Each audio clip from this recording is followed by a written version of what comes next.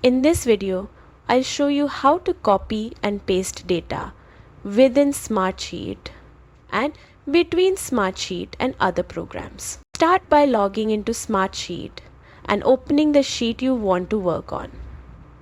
Select the rows or specific cells you need.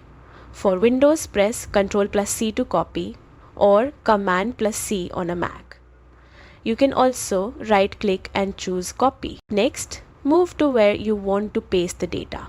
Press Ctrl+V on Windows or Command+V on Mac and double check that everything looks correct. To copy data to another program like Excel, simply use the same copy shortcut in Smartsheet, switch to your destination program and paste with Ctrl+V or Command+V, and that's it. Now you can easily move data within Smartsheet or across different programs, keeping your workflow smooth and efficient.